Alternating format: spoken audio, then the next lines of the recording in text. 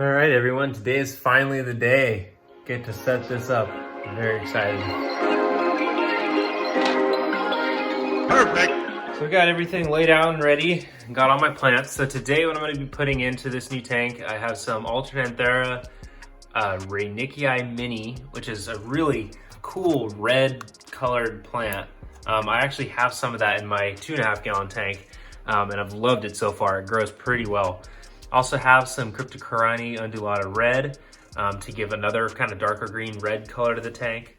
Also picked up some Helanthrium quadracostatus, and that's kind of going to be a mid to foreground plant that'll give some nice kind of green. And then for green stems, I have Gradiola viscidula, which I'm pretty excited about. I haven't actually tried using this before, but I picked it up at the store because it looked so healthy and good, so that should be a fun one. Also, as always, have some Monte Carlo. And down here, have some of my rocks and hardscape. I believe the rocks are just called mountain stone, nothing special really. And I can't recall the name of this. It's either bogwood or spiderwood. I picked it up so long ago now that it's just been sitting in my extra room and I have completely forgot what it's actually called. For the substrate, we've got some aquarium soil powder from Tropica. In a previous video, I mentioned I'm very excited to use this, mostly because the grain is just very small. So I feel like when I'm planting plants, it'll hold on to them a lot easier and will prevent plants from floating away. And in this bucket, I currently have some trident fern. I've never used any types of trident fern or Java fern before, so we'll see how that goes. I've also got some really nice Rotala. I believe this is broadleaf. I also have some of that in my 7.5 gallon tank, and it's in the back right there. That stuff is a pretty slow grower, but it is beautiful, and I have had nothing but success with it, so really excited to use some. And if I got a few bunches, but the bunch I got had some kind of almost pest on the bottom leaves.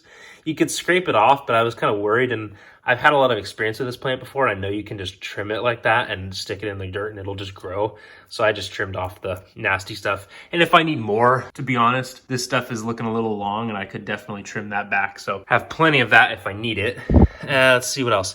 I've also got, what I'm really excited for is some Hydrocaudal Japan. And finally, I've got a little bit of Glossostoma elatinoides. It's another carpeting plant that I've not used before.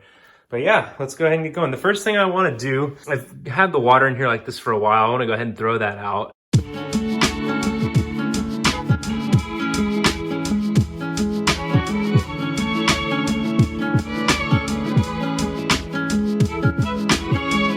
Awesome, so now that we've got the light back on, we can go ahead and add some of the gravel. Something I like about this light is that it has a swivel feature, and it grabs all of the cables too, and has like a little channel where it can rotate in. So that's pretty cool.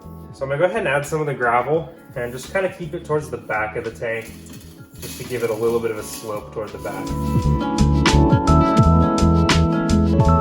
Oh yeah, we're gonna need some more. It's a good idea to have a gravel or some kind of rocky, sandy substrate for your tank. It just provides a good area for the bacteria to live. So it's always good to have not just aquarium soil. And now that we've got that in, we'll go ahead and just kind of scrape it away from the edges so that we can't see that.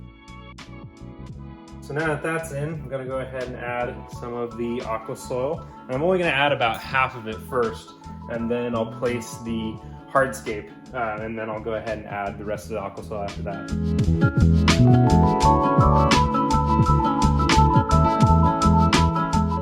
So I'm not going to pretend that I already haven't put in the rocks and all of those sticks and tried to come up with 1,000 different ways to put them in. I have.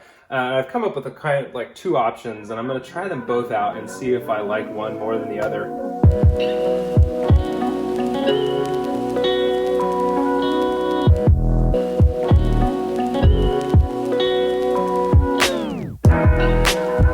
Here's the thing, I'm pretty happy with this rock structure and wood going up like that, but I kind of want this one to have a little bit more height. So I'm gonna try to take that out carefully and rearrange the rocks and maybe add some more just to kind of bring it up more. Maybe even add a little bit more aqua soil on the bottom if I have to kind of get it that lift.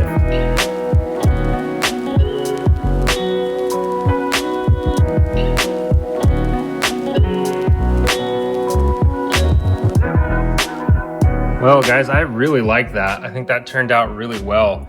It's a little close to the glass on this side for my taste, but it's not gonna be that big of a deal because snails and shrimp will be able to get in there. Actually, I'm not gonna keep any shrimp in here. I don't know why I said that. Snails though. All right, so with the hardscape in place, I'm gonna add a little bit more soil to the front and back and just kind of keep everything in place.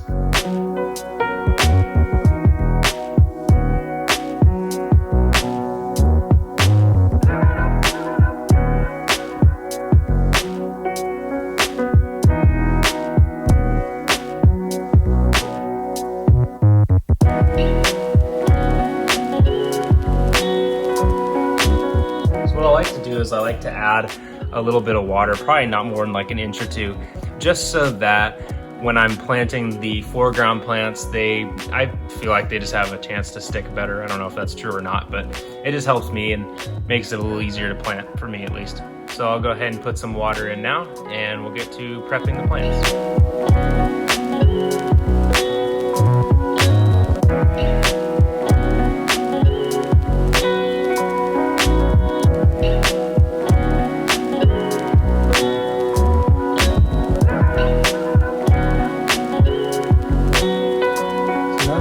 Pack it off. I'm just going to try to separate it into as many little parcels as possible. And when I'm not familiar with this plant, but it seems like it's, as a carpeting plant, it kind of will grow roots from each of these individual nodes. So I think what I'm going to do is I might just be able to cut, yeah, you can see, I don't know if you can see, there are these tiny roots that are coming off. So I'm going to cut them into nodes that should be able to get quite a few. I don't know why I was worried about not being able to carpet the whole thing. I think I'm easily going to be able to carpet the whole tank with this.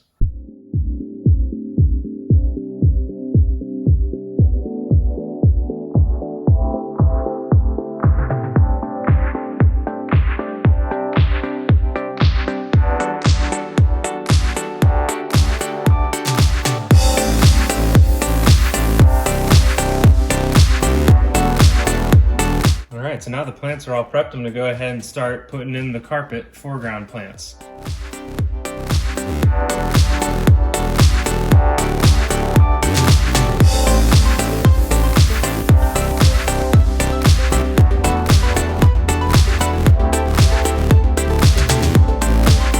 Alright, so that's all the foreground planted. So next I'm gonna go ahead and prep some other plants. I have some of the cryptocorini and Halanthium, and I'm going to try to kind of put those around the front here, as well as off to the side and in the back. And also I have some of the Hydrocolor Japan that I really want to try to put in and get it to hug as close to the rocks as possible.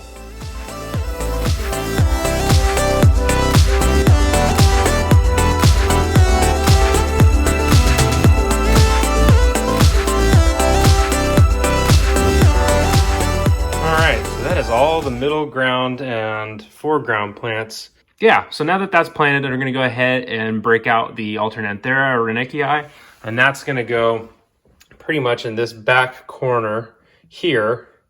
And then I'm gonna put the Glandiola at the back here and the Ludwigia broadleaf in the back right corner. And then to top it all off, we'll put the Trident Fern, kind of stick it in the rocks right here. Man, my hairy arm was in the way. Stick it in the rocks and probably add another rock back there just to kind of hold it.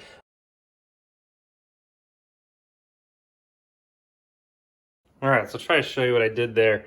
Got the Alternanthera all around this back rock here, and I think that stuff is more of a true mid-ground plant, and it'll grow taller than everything I have in the front. So my goal, my hope is that what happens is kind of have this low to high gradient up through this little middle channel that kind of goes from a lighter green all the way to a darker green and then to a red.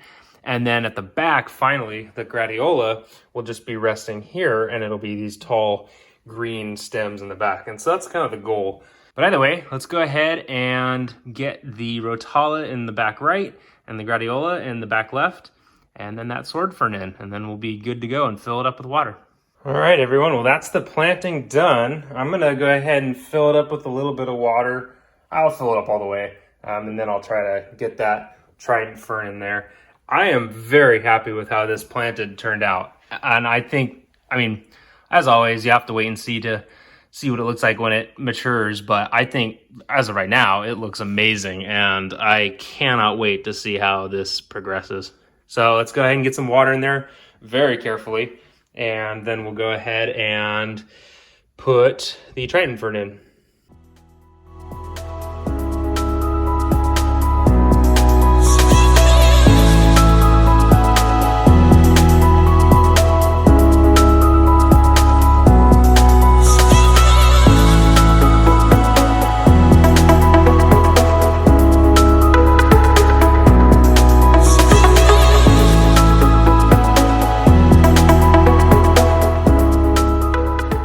Well, everyone, here's the finished product a month on, and with a new inhabitant. This is Sunny, the beta fish.